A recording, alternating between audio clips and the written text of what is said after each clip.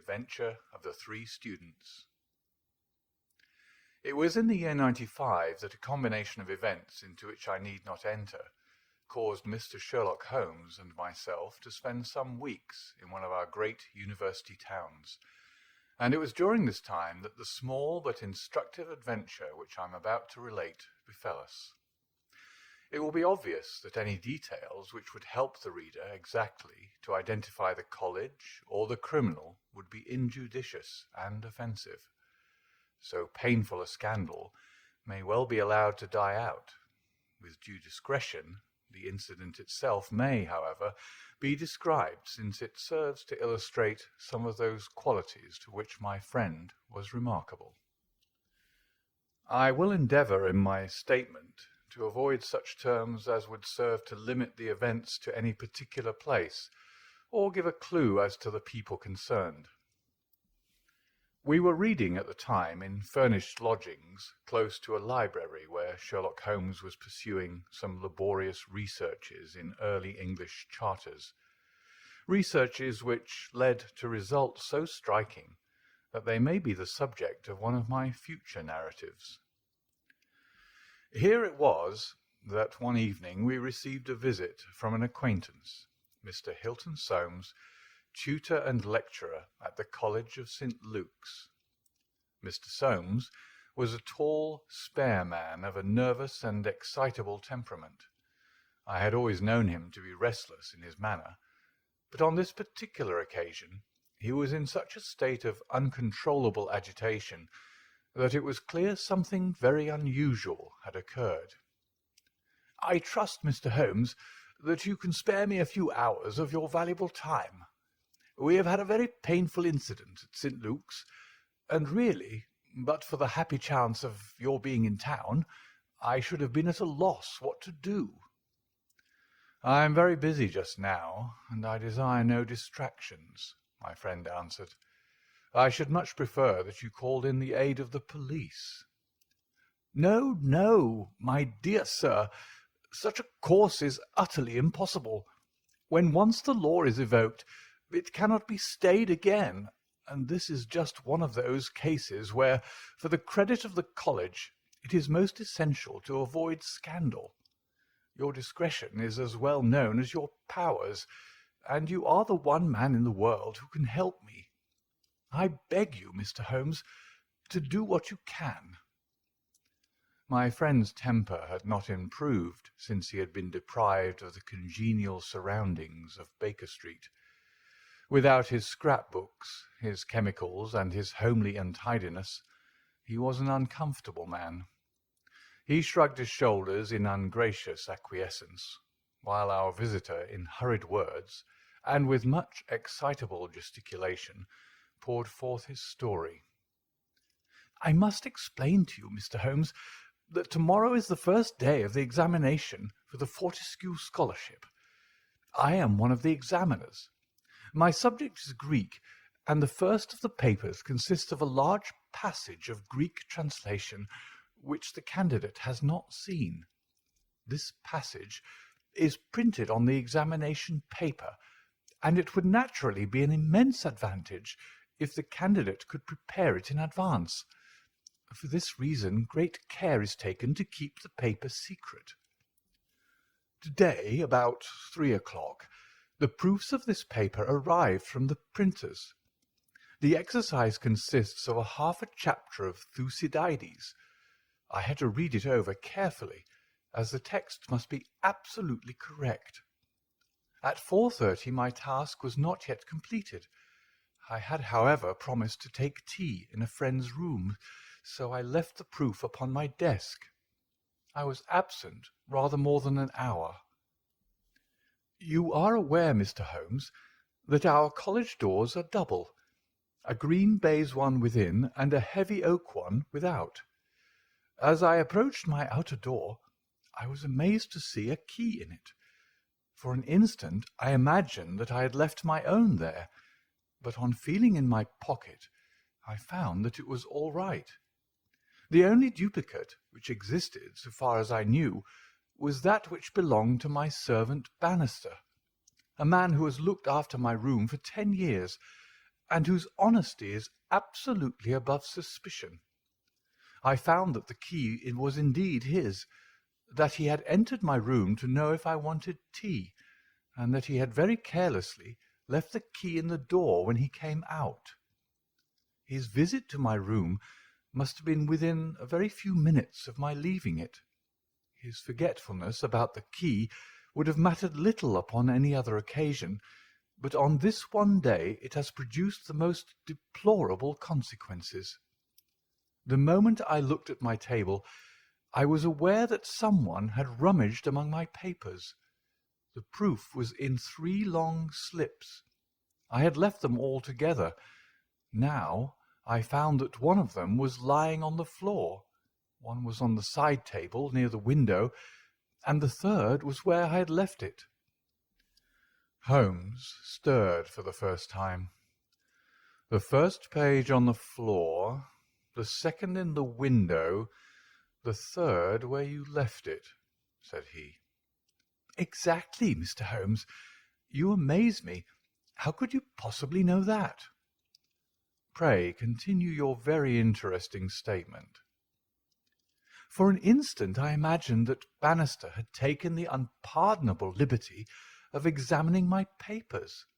He denied it, however, with the utmost earnestness, and I am convinced that he was speaking the truth. The alternative was that some one passing had observed the key in the door, had known that I was out, and had entered to look at the papers. A large sum of money is at stake, for the scholarship is a very valuable one, and an unscrupulous man might very well run a risk in order to gain an advantage over his fellows. Bannister was very much upset by the incident.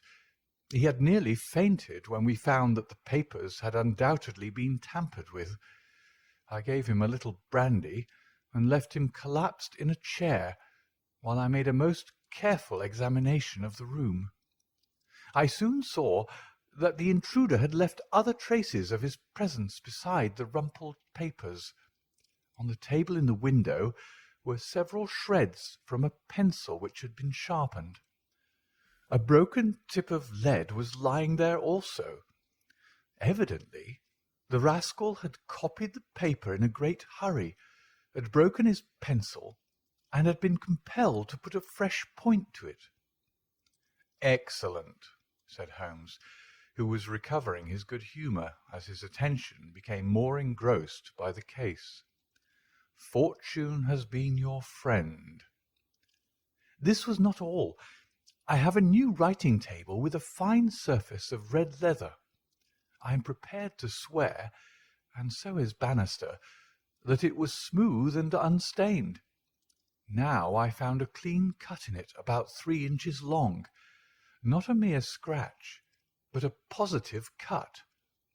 Not only this, but on the table I found a small ball of black dough or clay, with specks of something which looks like sawdust in it. I am convinced that these marks were left by the man who rifled the papers. There were no footmarks and no other evidence as to his identity. I was at my wits' end when suddenly the happy thought occurred to me that you were in town, and I came straight round to put the matter into your hands. Do help me, Mr. Holmes. You see my dilemma. Either I must find the man, or else the examination must be postponed until fresh papers are prepared, and since this cannot be done without explanation, there will ensue a hideous scandal, which will throw a cloud not only on the college, but on the university.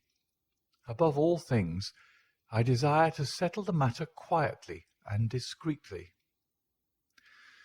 I shall be happy to look into it, and to give you such advice as I can, said Holmes, rising and putting on his overcoat. The case is not entirely devoid of interest. Had anyone visited you in your room after the papers came to you? Yes, a young Dowlat Ras, an Indian student who lives on the same stair, came in to ask me some particulars about the examination. For which he was entered? Yes. and the papers were on your table?" "To the best of my belief, they were rolled up." "But might be recognized as proofs?" "Possibly." "No one else in your room?" "No." "Did anyone know that these proofs would be there?" "No one save the printer." "Did this man Bannister know?" "No, certainly not. No one knew." "Where is Bannister now?" "He was very ill, poor fellow. I left him collapsed in the chair. I was in such a hurry to come to you." "You left your door open?" "I locked up the papers first." "Then it amounts to this, Mr. Soames, that unless the Indian student recognized the roll as being proofs, the man who tampered with them came upon them accidentally without knowing that they were there." "So it seems to me." Holmes gave an enigmatic smile. "Well," said he, "let us go round. Not one of your cases, Watson. Mental, not physical. All right. Come if you want to. Now, Mr. Soames, at your disposal." The sitting room of our client opened by a long, low, latticed window onto the ancient, lichen-tinted court of the old college. A Gothic arched door led to a worn stone staircase. On the ground floor was the tutor's room.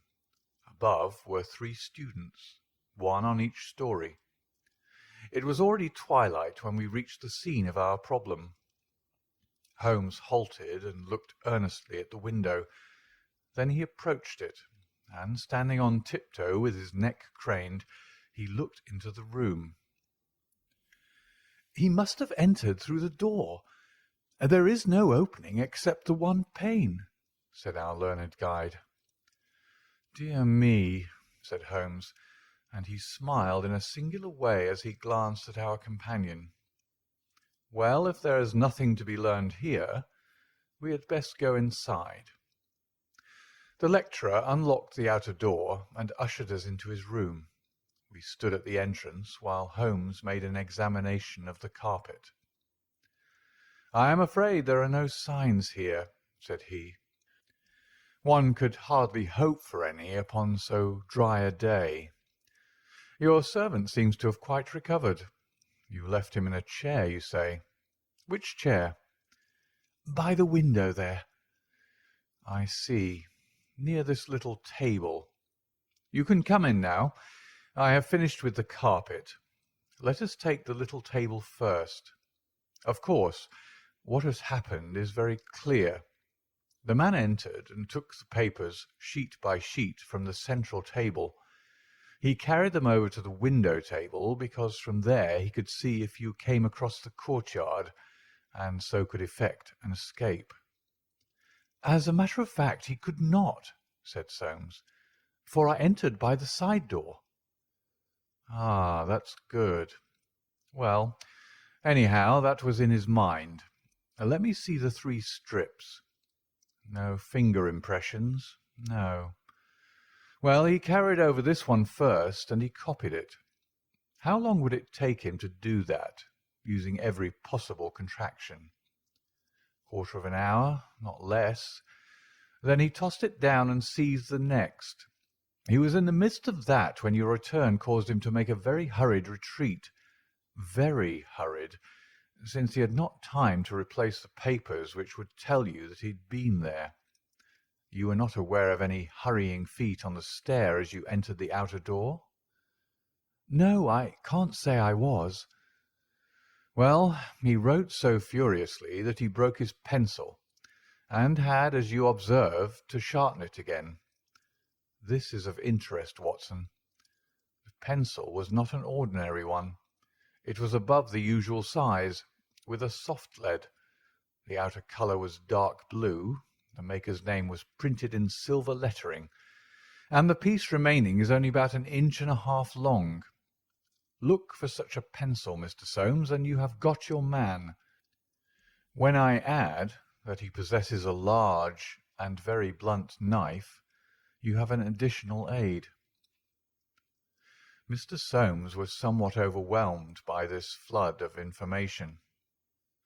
"I can follow the other points," said he, "but really, in this matter of the length—" Holmes held out a small chip with the letters N.N.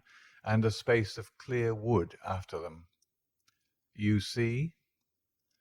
"No, I fear that even now—" "Watson, I have always done you an injustice. There are others. What could this N.N. be? Is it the end of a word? You are aware that Johann Faber is the most common maker's name. Is it not clear that there is just as much of the pencil left as usually follows the Johann?" He held the small table sideways to the electric light. "I was hoping that if the paper on which you wrote was thin, some trace of it might have come through upon this polished surface. No, I see nothing. I don't think there is anything more to be learned here. Now for the central table. This small pellet is, I presume, the black doughy mass you spoke of, roughly pyramidal in shape and hollowed out, I perceive. As you say, there appear to be grains of sawdust in it. Dear me, this is very interesting. And the cut, a positive tear, I see. It began with a thin scratch and ended in a jagged hole. I am much indebted to you for directing my attention to this case, Mr. Soames. Where does that door lead to?" To my bedroom." "Have you been in it since your adventure?"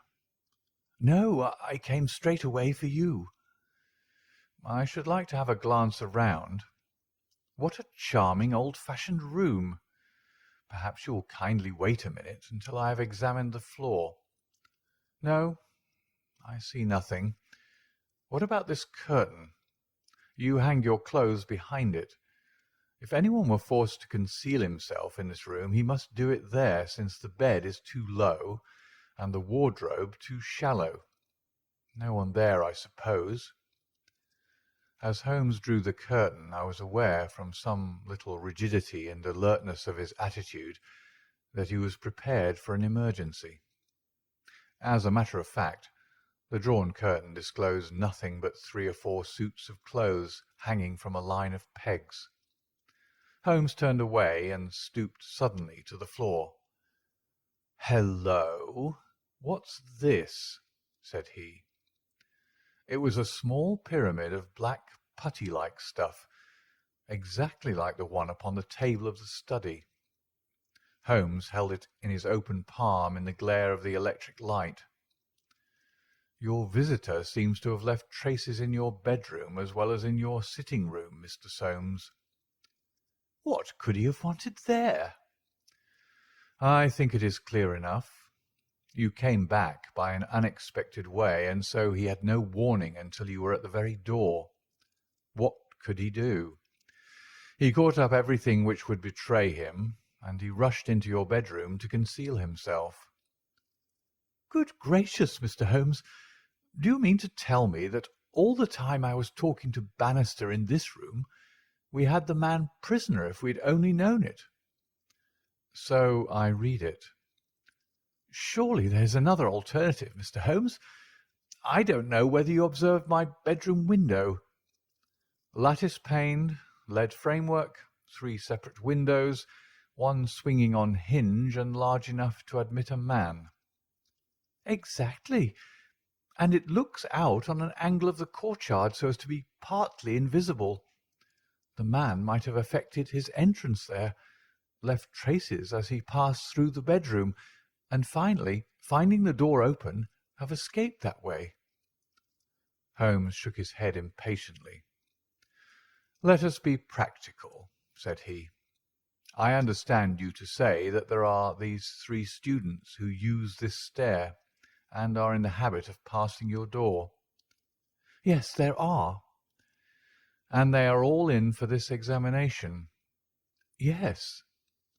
"Have you any reason to suspect any one of them more than the others?" Soames hesitated. "It is a very delicate question," said he. One hardly likes to throw suspicion where there are no proofs. Let us hear the suspicions. I will look after the proofs. I will tell you then, in a few words, the character of the three men who inhabit these rooms. The lower of the three is Gilchrist, a fine scholar and athlete, plays in the rugby team and the cricket team for the college, and got his blue for the hurdles and the long jump. He is a fine, manly fellow. His father was the notorious Sir Jabez Gilchrist, who ruined himself on the turf. My scholar has been left very poor, but he is hard-working and industrious. He will do well. The second floor is inhabited by Dowlett Ras, the Indian. He is a quiet, inscrutable fellow, as most of those Indians are. He is well up in his work, though his Greek is his weak subject. He is steady and methodical. The top floor belongs to Miles Maclaren. He is a brilliant fellow when he chooses to work, one of the brightest intellects of the university, but he is wayward, dissipated, and unprincipled. He was nearly expelled over a card scandal in his first year. He has been idling all this term, and he must look forward with dread to the examination. Then it is he whom you suspect? I dare not go so far as that, but of the three he is perhaps the least unlikely. Exactly. Now, Mr. Soames, let us have a look at your servant Bannister. He was a little, white-faced, clean-shaven, grizzly-haired fellow of 50.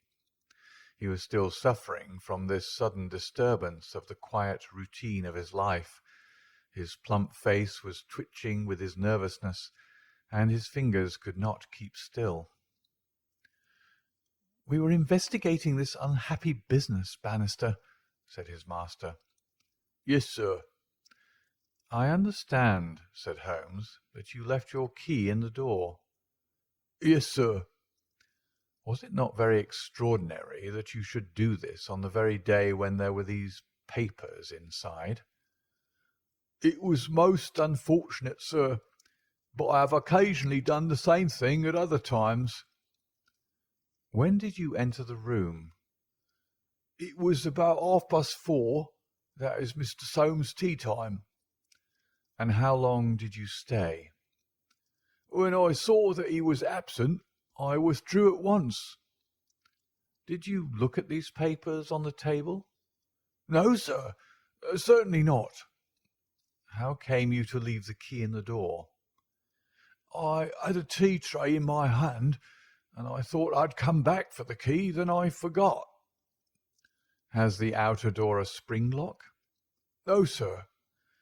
"Then it was open all the time?" "Yes, sir." "Anyone in the room could get out?" "Yes, sir." "When Mr. Soames returned and called for you, you were very much disturbed?" "Yes, sir. Such a thing has never happened during the many years that I've been here. I nearly fainted, sir." "So I understand. Where were you when you began to feel bad?" "Where was I, sir? Why, here, near the door." "That is singular, because you sat down in that chair over yonder near the corner. Why did you pass these other chairs?" "I don't know, sir. It didn't matter to me where I sat." "I really don't think he knew much about it, Mr. Holmes. He was looking very bad, quite ghastly." "You stayed here when your master left?" "Only for a minute or so. Then I locked the door and went to my room." "Whom do you suspect?" "Oh, I would not venture to say, sir. I don't believe there is any gentleman in this university who is capable of profiting by such an action. No, sir, I'll not believe it." "Thank you. That'll do," said Holmes. "Oh, one more word. You have not mentioned to any of the three gentlemen whom you attend that anything is amiss?" "No, sir, not a word." You haven't seen any of them? No, sir. Very good. Now, Mr. Soames, we will take a walk in the quadrangle, if you please. 3 yellow squares of light shone above us in the gathering gloom. Your 3 birds are all in their nests, said Holmes, looking up. Hello? What's that? One of them seems restless enough. It was the Indian, whose dark silhouette appeared suddenly upon his blind. He was pacing swiftly up and down his room. I should like to have a peep at each of them, said Holmes. Is it possible? No difficulty in the world, Soames answered. This set of rooms is quite the oldest in the college, and it is not unusual for visitors to go over them. Come along, and I will personally conduct you. No names, please, said Holmes as we knocked at Gilchrist's door. A tall, flaxen-haired, slim young fellow opened it, and made us welcome when he understood our errand. There were some really curious pieces of medieval domestic architecture within. Holmes was so charmed with one of them that he insisted on drawing it in his notebook, broke his pencil, had to borrow one from our host, and finally borrowed a knife to sharpen his own. The same curious accident happened to him in the rooms of the Indian, a silent, little hook-nosed fellow who eyed us askance and was obviously glad when Holmes's architectural studies had come to an end. I could not see that in either case Holmes had come upon the clue for which he was searching. Only at the third did our visit prove abortive. The outer door would not open to our knock, and nothing more substantial than a torrent of bad language came from behind it. "I don't care who you are. You can go to blazes," roared the angry voice. "Tomorrow's the exam, and I won't be drawn by anyone." "A rude fellow," said our guide, flushing with anger as we withdrew down the stair. Of course he did not realize that it was I who was knocking, but none the less his conduct was very uncourteous, and indeed, under the circumstances, rather suspicious. Holmes's response was a curious one. "Can you tell me his exact height?" he asked. "Really, Mr. Holmes, I cannot undertake to say. He is taller than the Indian, not so tall as Gilchrist. I suppose 5'6" would be about it." "That is very important," said Holmes. "And now, Mr. Soames, I wish you good night." Our guide cried aloud in his astonishment and dismay. "Good gracious, Mr. Holmes, you are surely not going to leave me in this abrupt fashion. You don't seem to realize the position. Tomorrow is the examination. I must take some definite action tonight. I cannot allow the examination to be held if one of the papers has been tampered with. The situation must be faced." "You must leave it as it is. I shall drop round early tomorrow morning and chat the matter over. It is possible that I may be in a position then to indicate some course of action. Meanwhile you change nothing. Nothing at all." "Very good, Mr. Holmes." "You can be perfectly easy in your mind. We shall certainly find some way out of your difficulties. I will take the black clay with me, also the pencil cuttings. Good-bye." When we were out in the darkness of the quadrangle, we again looked up at the windows. The Indian still paced his room. The others were invisible. "Well, Watson, what do you think of it?" Holmes asked as we came out into the main street. "Quite a little parlour game. A sort of 3-card trick, is it not? There are your 3 men. It must be one of them. You take your choice. Which is yours? The foul-mouthed fellow at the top. He's the one with the worst record. And yet that Indian was a sly fellow also. Why should he be pacing his room all the time? There is nothing in that. Many men do it when you're trying to learn anything by heart. He looked at us in a queer way. So would you if a flock of strangers came in on you when you were preparing for an examination next day, and every moment was of value. No, I see nothing in that. Pencils, too, and knives always satisfactory. But that fellow does puzzle me. Who? Why, Bannister, the servant. What's his game in the matter? He impressed me as being a perfectly honest man. So he did me. That's the puzzling part. Why should a perfectly honest man— Well, here's a large stationer's. We shall begin our researches here. There were only 4 stationers of any consequence in the town, and at each Holmes produced his pencil chips and bid. All were agreed that one could be ordered, but it was not a usual size of pencil, and that it was seldom kept in stock. My friend did not appear to be depressed by his failure, but shrugged his shoulders in half-humorous resignation. No good, my dear Watson. This, the best and only final clue, has run to nothing. But indeed I have little doubt that we can build up a sufficient case without it. By Jove, my dear fellow, it is nearly 9, and the landlady babbled of green peas at 7:30. What with your eternal tobacco, Watson, and your irregularity at meals, I expect that you will get notice to quit, and that I shall share your downfall. Not, however, before we have solved the problem of the nervous tutor, the careless servant, and the 3 enterprising students. Holmes made no further allusion to the matter that day, though he sat lost in thought for a long time after our belated dinner. At 8 in the morning he came into my room just as I finished my toilet. "Well, Watson," said he, "it is time we went down to St. Luke's. Can you do without breakfast?" "Certainly." "Soames will be in a dreadful fidget until we are able to tell him something positive." "Have you anything positive to tell him?" "I think so." "You have formed a conclusion?"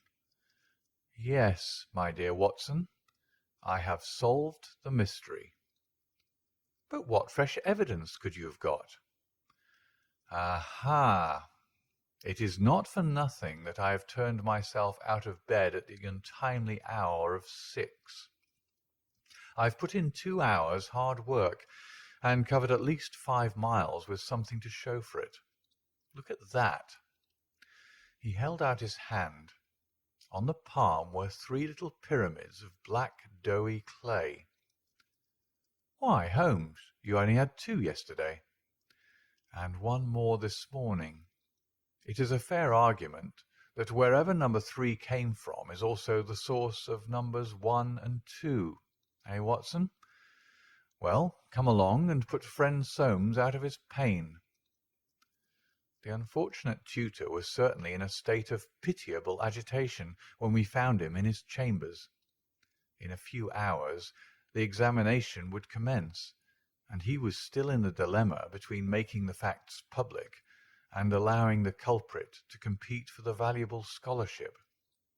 He could hardly stand still, so great was his mental agitation, and he ran towards Holmes with 2 eager hands outstretched. "Thank heaven that you've come. I feared that you had given it up in despair. What am I to do? Shall the examination proceed?" "Yes, let it proceed by all means." "But this rascal—" "He shall not compete." "You know him?" "I think so. If this matter is not to become public, we must give ourselves certain powers and resolve ourselves into a small private court-martial. You there, if you please, Soames. Watson, you here. I'll take the armchair in the middle. I think that we're now sufficiently imposing to strike terror into a guilty breast. Kindly ring the bell." Bannister entered, and shrank back in evident surprise and fear at our judicial appearance. "You will kindly close the door," said Holmes.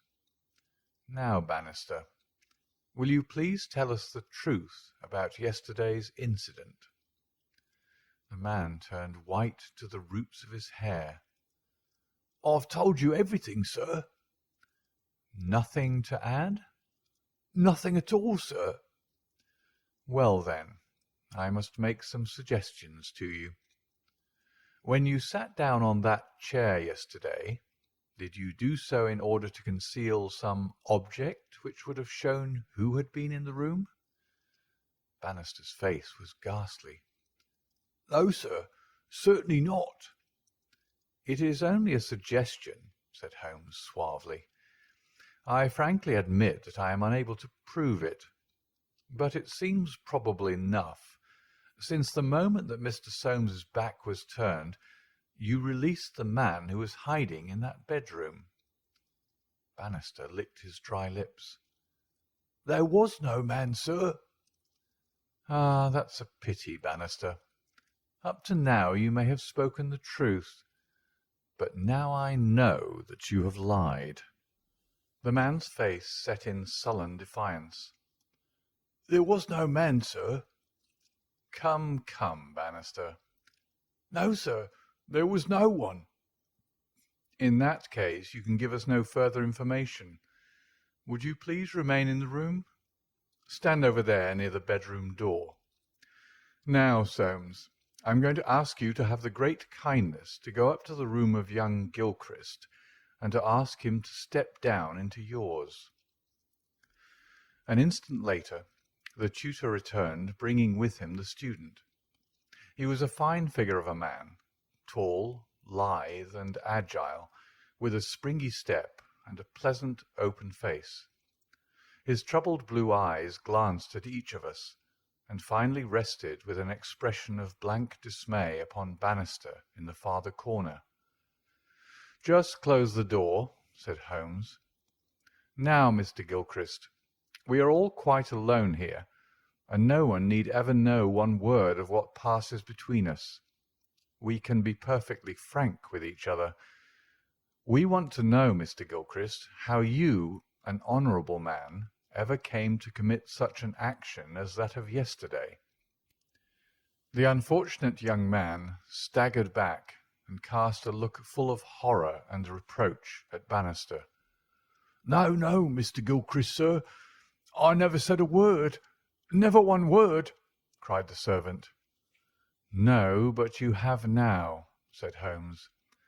"Now, sir, you must see that after Bannister's words your position is hopeless, and that your only chance lies in a frank confession." For a moment Gilchrist, with upraised hand, tried to control his writhing features. The next he had thrown himself on his knees beside the table, and burying his face in his hands, he had burst into a storm of passionate sobbing. Come, said Holmes kindly. "It is human to err, and at least no one can accuse you of being a callous criminal. Perhaps it would be easier for you if I were to tell Mr. Soames what occurred, and you can check me where I am wrong. Shall I do so? Well, don't trouble to answer. Listen and see that I do you no injustice. From the moment, Mr. Soames, that you said to me that no one, not even Bannister, could have told that the papers were in your room, the case began to take a definite shape in my mind. The printer one could, of course, dismiss. He could examine the papers in his own office. The Indian I also thought nothing of. If the proofs were in a roll, he could not possibly know what there were. On the other hand, it seemed an unthinkable coincidence that a man should dare to enter the room, and that by chance on that very day the papers were on the table. I dismissed that. The man who entered knew that the papers were there. How did he know? When I approached your room, I examined the window. You amused me by supposing that I was contemplating the possibility of someone having in broad daylight, under the eyes of all these opposite rooms, forced himself through it. Such an idea was absurd. I was measuring how tall a man would need to be in order to see, as he passed, what papers were on the central table. I am 6 feet high, and I could do it without an effort. No one less than that would have a chance. Already, you see, I had reason to think that if one of your 3 students was a man of unusual height, he was the most worth watching of the 3. I entered, and I took you into my confidence as to the suggestions of the side table. Of the centre table I could make nothing, until in your description of Gilchrist you mentioned that he was a long-distance jumper. Then the whole thing came to me in an instant, and I only needed certain corroborative proofs, which I speedily obtained. What happened with this young fellow had employed his afternoon at the athletic grounds, where he had been practising the jump. He returned carrying his jumping shoes, which are provided, as you are aware, with several sharp spikes. As he passed your window, he saw by means of his great height these proofs upon your table, and conjectured what they were. No harm would have been done, had it not been that, as he passed your door, he perceived the key which had been left by the carelessness of your servant. A sudden impulse came over him to enter, and see if they were indeed the proofs. It was not a dangerous exploit, for he could always pretend that he had simply looked in to ask a question. Well, when he saw that they were indeed the proofs, it was then that he yielded to temptation. He put his shoes on the table. What was it you put on that chair near the window? Gloves, said the young man.